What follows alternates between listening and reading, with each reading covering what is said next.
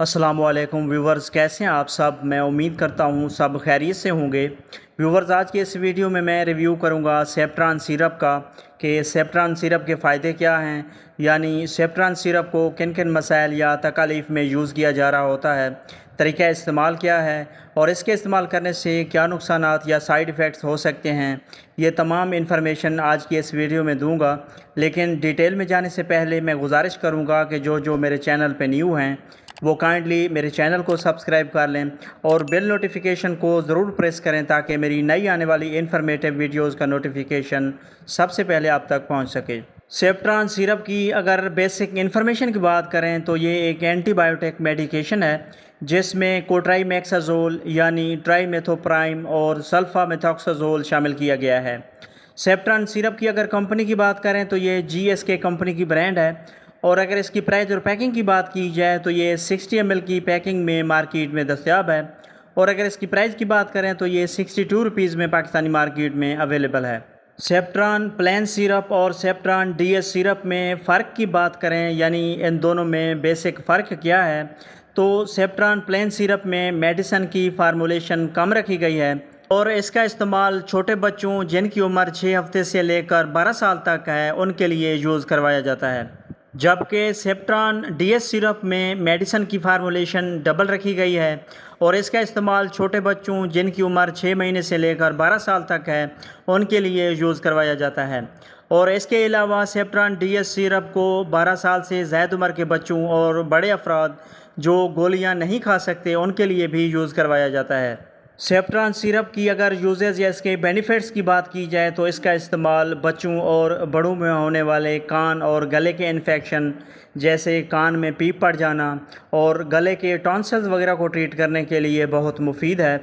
इसके अलावा सेफ्ट्रान सिरप का इस्तेमाल UTI यानी गुर्दा, मसाना और पेशाब की नाली में होने वाले बैक्टीरियल इन्फेक्शन को ख़त्म करने के लिए भी बहुत बेनिफिशियल है।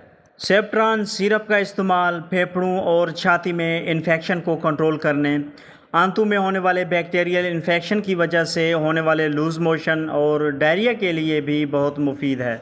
बच्चों और बड़ों में होने वाले फोड़ा फिंसी, छोटे दानों और गर्मी दानों को ट्रीट करने के लिए भी सेफ्ट्रान सिरप का इस्तेमाल बहुत इफ़ेक्टिव है। इसके अलावा सेफ्ट्रान सिरप का इस्तेमाल टाइफाइड बुखार और दानों वाले बुखार को कंट्रोल करने के लिए भी एज ए एंटीबायोटिक यूज़ करवाया जाता है।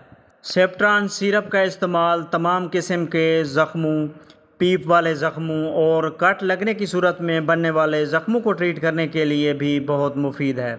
सेफ्ट्रान प्लेन सिरप की अगर डोजेज की बात की जाए तो इसकी अमूमी खुराक 6 साल से 12 साल तक 2 चाय के चम्मच सुबह शाम, 6 माह से 5 साल तक 1 चाय का चम्मच सुबह शाम और 6 हफ्ते से 5 साल तक आधा से 1 चाय का चम्मच सुबह शाम या अपने डॉक्टर की हिदायत के मुताबिक इस्तेमाल करें।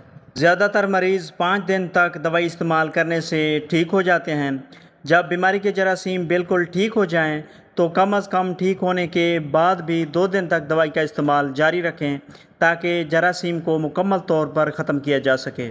और इसके अलावा सेफ्ट्रान DS सिरप की अगर डोजेज की बात की जाए तो इसकी अमूमी खुराक 12 साल से ज़्यादा उम्र के बच्चों और बड़ों के लिए 2 चाय के चम्मच सुबह शाम, 6 साल से 12 साल तक 1 चाय का चम्मच सुबह शाम और 6 माह से 5 साल तक आधा से 1 चाय का चम्मच सुबह शाम या अपने डॉक्टर की हिदायत के मुताबिक इस्तेमाल करें। सेफ्ट्रान सिरप की अगर साइड इफ़ेक्ट्स की बात की जाए तो कॉमन साइड इफ़ेक्ट्स में जो किसी में हो सकते हैं उनमें पेट में दर्द हो सकता है, उल्टी मतली की कैफियत हो सकती है, सर में दर्द हो सकता है या इसके अलावा रैशेज़ या एलर्जी वगैरह हो सकती है। तो व्यूवर्स, इसके साथ ही हमारी इन्फॉर्मेशन का एंड होता है। अगर मेरी ये इन्फॉर्मेशन आपको अच्छी लगे तो मेरी वीडियो को लाइक कीजिएगा, शेयर कीजिएगा और मेरे चैनल आशिक मेडिसिन इन्फो को ज़रूर सब्सक्राइब कीजिएगा। Thanks for watching. अल्लाह हाफ़िज़।